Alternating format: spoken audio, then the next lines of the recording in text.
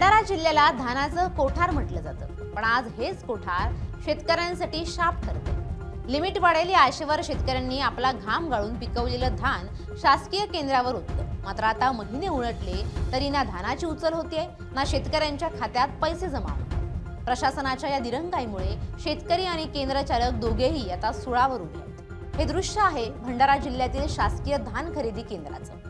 एकेकाळी जिथे धान खरेदीचा उत्साह असायचा तिथे आज चिंतेचे ढग साचले। लिमिट वाढेल या एका आशेपोटी हजारो शेतकऱ्यांनी आपला माल केंद्रावर आणला। केंद्र चालकांनीही विश्वासाने तो स्वीकारला, पण आज महिने उलटले तरी शासनाकडून वाढीव मर्यादेची अधिकृत घोषणा झालेली नाही। परिणामी हिवाळ्याच्या थंडीत आलेला धान आणि आता रंधनत्या उन्हात भुरपळून निघतोय। एकीकडे शेतकऱ्याच्या पिकवलेला माल याला हमीभाव मिळावा याकरिता राज्य शासन आधारभूत धान खरेदी केंद्र यांच्या माध्यमाने शेतकऱ्यांच्या धान खरेदी करत असते। तर दुसरीकडे 3 महिन्यापेक्षा अधिक दिवस लोटून गेले, मात्र शेतकऱ्यांनी घाम गाळून पिकवलेला मालाला आतापर्यंत त्याचा मोबदला मिळाला नाही। आपण सध्या भंडाऱ्यातील एका या धान खरेदी केंद्रावर आहोत। आपण बघू शकता या ठिकाणी धानाच्या कोठार म्हणजे इथं दिसत आहे। अनेक शेतकऱ्यांचे धान खरेदी करून ठेवलेले आहे, मात्र तांत्रिक अडचणचे कारण सांगून, लिमिट संपल्याचे कारण सांगून हे धान खरेदी ऑनलाईन नाही झाली आहे। याचा फटका थेट शेतकऱ्यांना पडत आहे आणि शेतकऱ्यांच्या या घाम गाळून पिकवलेल्या या धानाचा मोबदला त्यांना मिळत नाही आहे। आपल्या सोबत एक शेतकरी आहेत, जाणून घेऊया थेट त्यांच्याकडून। दादा, काय तुमचं नाव आहे? किती दिवसाआधी तुम्ही या धान खरेदी केंद्रावर तुम्ही धान दिला होता आणि किती दिला होता आणि काय सांगण्यात येतं यांच्याकडून? मी कलाम शेख शिवऱ्याचा शेतकरी आहे आणि आपल्या शेतावर कष्टाने हे पिकवलेलं धान तुम्ही पाहत असाल। माझ्या कष्टाने पिकवलेलं धान आहे, माझ्यासारख्या अनेक शेतकऱ्यांचा धान कष्टाने पिकवलेला आहे। आता आम्ही 4-5 महिने झालेत सरकारी हमी धान केंद्रावर आम्ही आमचं कष्टाने पिकवलेलं धान इथं आणून ठेवल्यानंतर थोडंफार जे काही त्यांचा लिमिट मिळालं असेल तर लिमिटचं तर आम्हाला माहिती नाही, सरकार आणि केंद्र चालकांचं काय लिमिटचं भानगड आहे। आता त्या लिमिटच्या भानगडीमध्ये थोडंफार धानाचं काटा आमचं झालं आणि काटा झाल्यानंतर त्याचे पैसे पण 2-3 महिन्यानंतर मिळाले, ते पण आम्हाला प्रतीक्षा करावी लागली मोठी। पण आता अर्ध्यापेक्षा जास्त धान आता ह्या केंद्रावर आमचं पडलेलं आहे। आता आम्हाला असं वाटलं बा चारी दृष्टीनं हे सुरक्षित आहे, याला संपूर्ण वॉल कंपाऊंड आहे, ह्याला हॉल आहे, त्याच्यामुळे मोठं गोडाऊन असल्यामुळे आम्ही त्या विश्वासाने ह्या केंद्रावर आमचं धान आणून ठेवलं। पण आता 4-5 महिने झाले सतत आमची पायपीट होत, सतत आज येतोय, उद्या येतो, परवा येईल, नरवा येईल। धानाचं लिमिट आलं नाही या नावाखाली केंद्रवाले आमचं धान ऑनलाईन करायला तयार नाही। आता हे सांगा, आज जर आमचं हे मोजलेलं धान आम्ही जर त्या व्यापार म्हणजे केंद्राकडनं जे परत करायचे आम्ही हे केलं तर व्यापाऱ्याकडे आम्हाला विकू दे, तर सरकार आम्हाला 2400 रुपये क्विंटलचा भाव हमी भाव देतो आणि आज व्यापारीचं आज आम्ही रेट आम्ही पाहायला गेलं त्या मार्केटमध्ये तर 1500-1600 रुपये क्विंटल आमचं धान कोणी घेणार नाही। आज दुहेरी मार, आता आम्ही काय करायचं? आता आत्महत्या करायची जिकडे तिकडे। आता लोकांमध्ये हे हार्ट अटॅक आलं, हार्ट अटॅक काय, हार्ट अटॅक वगैरे नाही, हे जे संकट आमच्या त्या शेतकऱ्यांच्या पुढं येतं आणि आमचे पोरं जेव्हा आमच्या डोळ्या नजरेसमोर आम्ही त्यांना धड त्याच्या शिकवण करू शकत नाही, त्यांना पोटभर त्यांचा जीव घालू शकत नाही, अशा परिस्थितीमध्ये जेव्हा कष्टाने पिकवलेलं धान आमचं असं ह्या पद्धतीनं शेतकरी म्हणजे सरकार आमचं मोजून झाल्यानंतर सुद्धा त्यांच्या लिमिटच्या नावाखाली जर असं 4-4, 5-5 महिने ठेवत असेल आणि आमचं घामाचं कष्टानं पिकवलेला धानाचा पैसा आम्ही मोठ्या अपेक्षेनं त्या सरकारच्या केंद्रात दिलं, तो पैसा आमच्यापर्यंत पोहोचत नसेल तर आम्हाला हार्ट अटॅक येणार नाही तर काय येणार? सरकारने आमच्या धानाची उचल करावी किंवा त्याला परवानगी द्यावी। आता रब्बीचं धान, रब्बी आता महिन्याभरात आमचं पुन्हा धान आहे, तर आम्ही रब्बीचं धान आता कुठं नेणार आहोत? आणि अवकाळी पावसामुळे जर आम्ही रस्त्यात ठेवला, आमचं घर काही मोठे मोठे आहेत, आमच्या शेतावर असलेलं शेतात पिकलेलं धान आम्ही काही आमच्या शेतात आपल्या घरी आणून ठेवणार आहोत? आम्ही केंद्रवाले आता घ्यायला तयार नाही। एकीकडे सरकारची लिमिट आली नाही, दुसरीकडे आमचं धान पडलं आहे, आता आम्हाला न्याय कोण देणार आहे? हे दुहेरी माल आता आम्ही झेलत आहोत। आम्ही शेतकरी आता मरायचं की आत्महत्या करायची ही वेळ आता आमच्यावर आलेली आहे। तर अशी परिस्थिती आहे भंडारा जिल्ह्यातील या धान उत्पादक शेतकऱ्यांची। स्वतःच्या हक्काचे पैसे मागण्याकरिता सरकारसमोर झोडी पसरावी लागत आहे।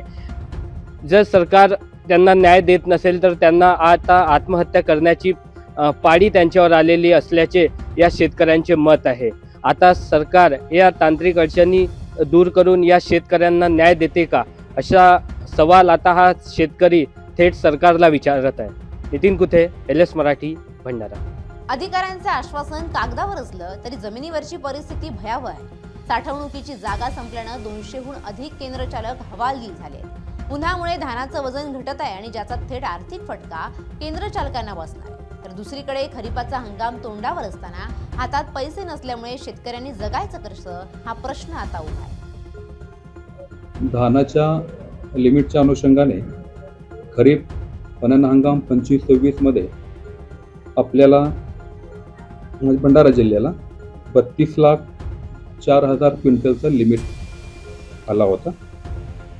त्याच्या अगेन्स्ट 32,03,593 क्विंटल धानाची खरेदी झालेली आहे. वाढीव लिमिटसाठी आमच्या स्तरावरून पाठपुरावा सुरू आहे.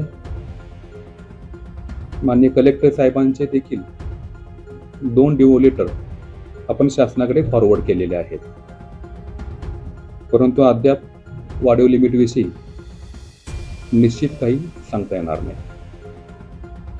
लिमिट जर मिळाला तर पुढील कारवाई करू. भाऊ, एक कोटा असतो ते राज्याला दिला गेला असतो. ते कोटा मागच्या 2-3 वर्षाच्या खरेदी किती झाली, शासकीय खरेदी किती झाली, त्याच्या आधारावर काहीतरी कोटा राज्याला दिला जातो. आणि राज्य ही मागणी करत असताना मागच्या जे रेकॉर्ड असेल, जे ॲव्हरेज सरासरी असेल त्याप्रमाणे ते मागणी करतात. यंदा ही मागणी सरासरीच्या प्रमाणेच केली गेली होती. पण परिस्थिती अशी आहे की धान उत्पादन अधिक झालं आणि चांगलं पीक आहे, त्याच्यात काही दुमत नाही. त्यामुळे हे मात्रा जी आपली आजपर्यंतची होती ते आकडा गडबडला. दुसरं, ओपन मार्केटमध्ये भाव घसरला आणि त्यामुळे सगळ्या शेतकऱ्यांनी शासकीय हमी भावामध्येच आणि केंद्रावरच विकायचा निर्णय केला. ते योग्य आहे. अडचण ही झाली आहे की आज भारत सरकारकडे 3 वर्षाचा आपला चावलचा साठा आहे आणि त्यामुळे त्यांना अधिक खरेदी करून कुठे ठेवायचा हाही प्रश्न फार मोठा निर्माण झालेला आहे. हे विषय असताना आम्ही केंद्र सरकारकडे, मी स्वतः 3-4 वेळा आमचे जे प्रल्हाद जोशी साहेब आहे या विभागाचे मंत्री सह एकदा मी आदरणीय पंतप्रधान साहेबांच्या लक्षात सुद्धा आणून दिला. विषय जसं मी सांगितलं, अधिक साठा असल्यामुळे शासनाकडेही अडचण आहे आणि फक्त महाराष्ट्राच्या आपला भंडारा, गोंदिया किंवा या परिसराच्या पूर्व विदर्भाचाच विषय नाही आहे. मध्य प्रदेशचे मुख्यमंत्री पण दिल्लीला आले होते, छत्तीसगडचे आले होते, बिहारचे आले होते, ओडिसाचे आले होते, तेलंगणाचे आले होते आणि मी एक खासदार म्हणून सुद्धा त्याच विषय आम्ही जसं त्यांनी मांडला तसं मी मांडत होतो. अडचण जसं मी सांगितलं, त्यामुळे एखादा आपल्या महाराष्ट्राला काही जिल्ह्यांच्यासाठी काही अपवाद म्हणून त्यांना काही वेगळा देता आला नाही आणि त्या निमित्तानं आज थोडा प्रॉब्लेम आहे.